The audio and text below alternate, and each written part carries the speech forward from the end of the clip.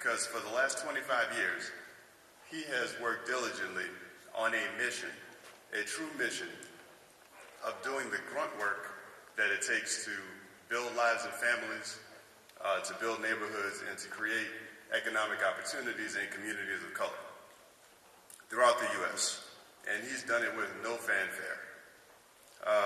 And sometimes he actually works to rebuild communities after disasters, which is what he's doing currently in my hometown of New Orleans. And for the last 3 years, he has given us his expertise in the areas of housing and blight mitigation. Mr. Paul Taylor.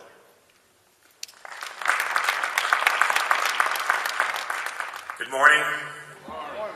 Good morning to the people of Atlanta. Atlanta is the next ground zero. Pleased to be here today and be part of this great discussion. The discussion is focused on solutions around three important topics: foreclosure, blight, and disaster recovery. We have been studying the foreclosure issue in the greater Atlanta area, and there's some things that our research has come back to tell us that's going to be important for the people and the professional associates here in the city of Atlanta, is that today, when you have a 1,500 square foot house, Cape Cod Ranch, that has an average replacement cost of about $125 to $130 a square foot, 1,500 times $130 a square foot, do the math. And today, in REO mitigation, those houses are going for $30,000. $30,000. The system is broken. And the reason it's broken is based on a couple of things. And I've heard the two gentlemen that preceded us, I know them quite well. I've worked on programs for most of my career writing banking solutions to communities, because in the communities, as you heard from Dr. Moss, who I grew up under, a lot of times you had to create your product so you can go build it and sell it. So we've always had to work from that side of the equation. But one of the things that happened during that meltdown, and we were actually designing a program called community-centered banking, because in the late 80s and the early 90s, you had another crisis that occurred. It was called the savings and loan meltdown. Most people, and a lot of young people today, don't really understand that. I tell young people in my office all the time that most of those who were born in the 70s, in the late 70s and early 80s, have never really experienced a major recession. Well, they're living it right now. And one of the things that occurred during that process is we had surplus of excess.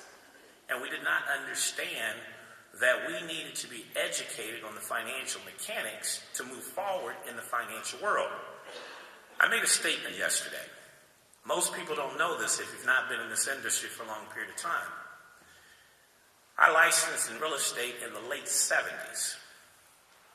When I started real estate, interest rates were 18%. Matter of fact, when interest rates went down to 10, 11%, I thought something was wrong. When they got down around 5, I thought the country was in trouble.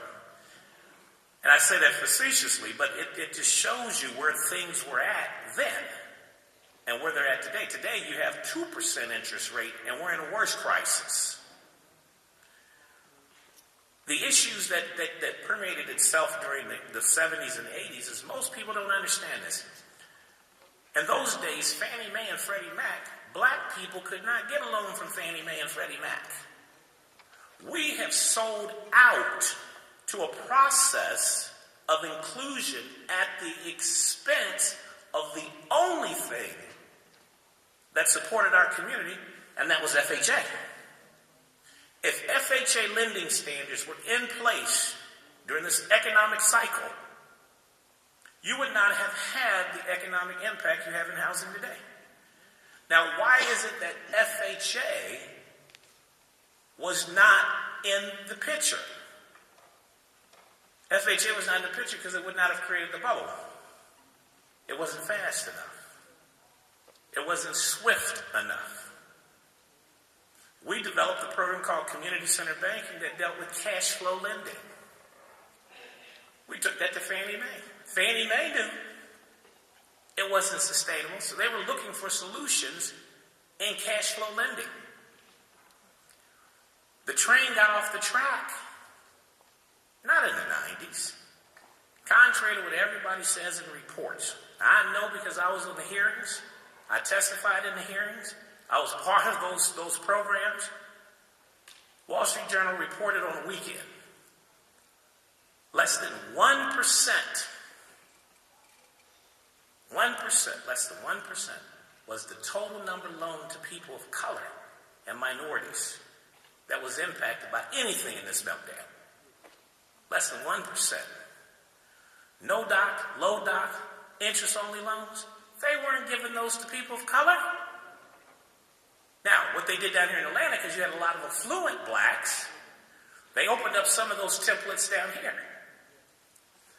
And Cicero talked about it, $204 billion in the housing industry. They were churning your dollars. Education. You're going to hear about education today. We do everything with education. I do not talk to anyone without an education component. Faith component, that's why you heard Dr. Moss. Education component, you heard Dr. Baskerville. We've got to quit uncoupling ourselves from our knowledge curve and our moral compass. That's why we get off track. But when you look at the Fannie Mae's and the Freddie Macs of the world, one of the things that came back out of that is that for a long period of time, they didn't loan money to us. You couldn't even go to the same closing office with white people. That's how far back I got. And at that time, what was the primary driver for black folks getting loans was mortgage brokers in our community. It was not the bank. And today, we're aligning ourselves with banks, and the banks still don't want the notes. That's challenge. Solution. Working with NAREB, and I've been working with the members of the Black Caucus, and I work with Congressman Waters, developing housing solution, have been for 20 years. And she came to me and she said, Paul, she said, now look, now you know they're going to throw you under the bus because you were part of that group that said we needed to deal with relaxed standards. I said, yes, Congressman. I said, but it's very important to understand relaxed standards because they had no standards for us. She said, well, you got to defend yourself. And she was actually doing the co-chairing of the hearing, and she kind of threw me under the bus, too. She said, now, you got to fend for yourself, because that's what you've been taught. So we held our own. The products we created, cash flow lending, we had less than 25 basis points charged off with a 160-month actuarial history and never used credit. Are people going to lose their houses? Because we educated them on financial literacy. We tied that education on financial literacy to the performance of their loan. That's what we're going to do inside this new program called HAP. Now, if you cannot fill out the paperwork and understand the cash flow mechanisms of what it's going to take you to pay for your home, you don't deserve a home until you understand the education component that goes with housing. And we as professionals in the industry, it's a mandate and a responsibility of you to make sure they understand that. Because if you turn a blind eye because there's an opportunity to collect a commission, you're just as guilty as they are. That's why a lot of people that look like us say y'all just as responsible as the bankers, because everybody got the commission check. But a solution. We've taken and we're developing a program called HAP. Very controversial.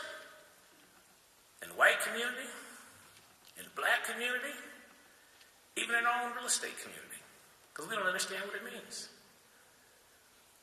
But HAP is a solution when you look at, and I started this conversation with that 1,500 square foot home, $130 a square foot, $30,000.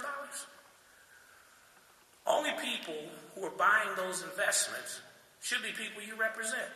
But they're not, are they? You know why? Those same banks everybody cozied up with, they ain't giving you no credit now. So if you don't have credit, the people don't have access to capital to take advantage of these historical low rates. It's the best time to acquire wealth in our community. Right now, we can't do it because we're credit broke, cash flow poor, and we have been beholden to the wrong instrument. There's a solution, HAP. We have developed a program with our partners at 24 Asset and our organization and everything in our toolbox. That program now we have said let's change the script, and we're going to go to Wall Street. We deal with Wall Street every day. But it's something we do, it's not what you do. Some of you do. But until someone takes the time to go to the people who speak the language, because guess what? For the first time, they're hung up.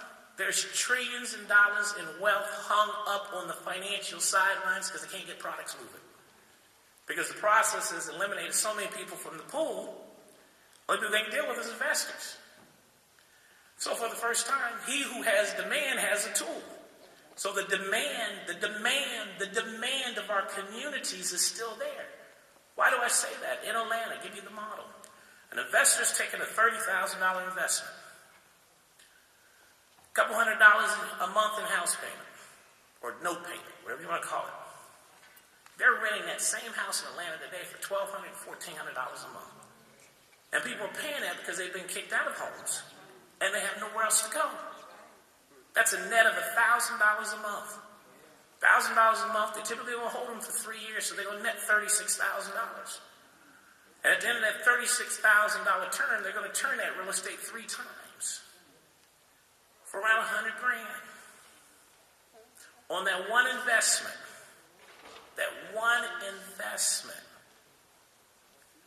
they're going to make about $120,000. And they're averaging about 100 investments per city. Do the math. That's wow, isn't it? Everybody get out of the real estate business and become an investor tomorrow. But you can't play on your people. So what we have done in HAP is we're going to be our own mortgage brokers again. We're going to open up that pipeline, and where banks are restricting us to credit scores of 640 and up. Well, I know the technicians in the room will say, well, that's because we need to tighten up this credit. Credit ain't got a damn thing to do with it. Excuse my language in the chapel. It's about cash flow. And we've proved that with the best minds in this country. MIT does all our actuarial studies, along with them same folks at Fannie Mae. They know it. So when you put a layer on credit scores of 640 and 660, you're just restricting the marketplace. You're not enhancing it. So we've gone in, we're going to peel that back in half. And when we peel that back in half, we're going down to 500 and 580 because I know something. We dealt with thousands of loans with no credit and have the best performance in this country. So it ain't about credit. Once you understand facts and statistics, met a young man here today, deals with statistics. Keep them engaged in your discussion. You heard LaVon Henry, same thing, engagement. My role today was just to stimulate that discussion, so I'm going to stop right there until we get to the dialogue. Thank you.